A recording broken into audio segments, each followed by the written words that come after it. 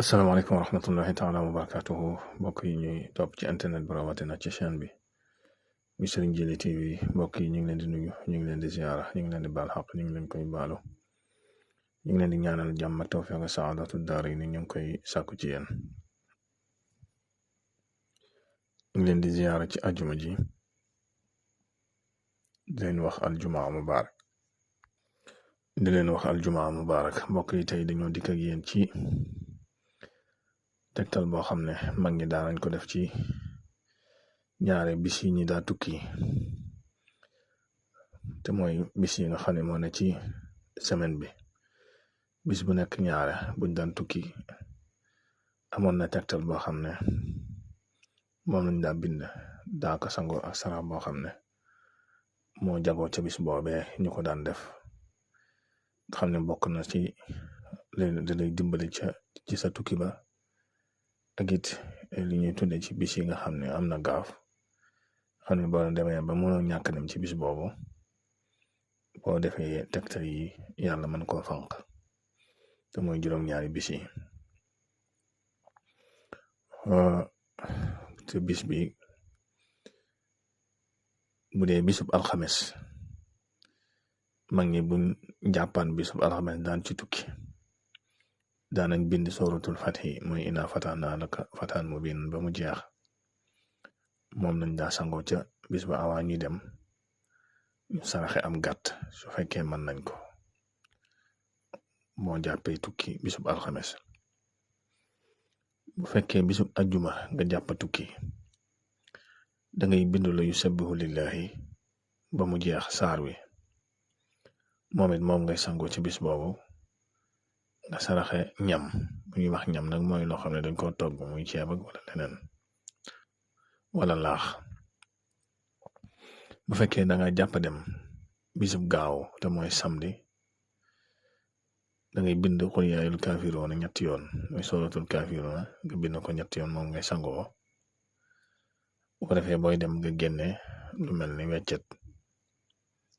100 francs wala 200 wala 350 ak mbalaan mu weex mooy tisi bu weex lu mel ni perkaal 3 meetar nga génn saraxe ko bu fekkee da nga jàpp dem bu fekkee da nga jàpp tukki bisub dibeer mooy dimanche da ngay bind alhaakumu takaasuru saar wi ba mu jeex ñetti yoon moom ngay sangoo sooga dem bu defee nga génn saabu lu man 3 saabu wala juróom-ñaari saabu mooy sarax bi bu fekkee da nga jàpp dem bisub altine te mooy lundi da ngay bind iqra bismi rabbika allazi xalaq saar wi ba mu jeex moom ngay sangoo ci bis boobu laata ngay dem moo noppee nga génne lu tollu lu mat 3 kilo ñebbe 3 kilo mooy doon sarax mi bu fekkee da nga jàpp tukki bisub talaata bu fekkee moom nga jàpp tukki da ngay bind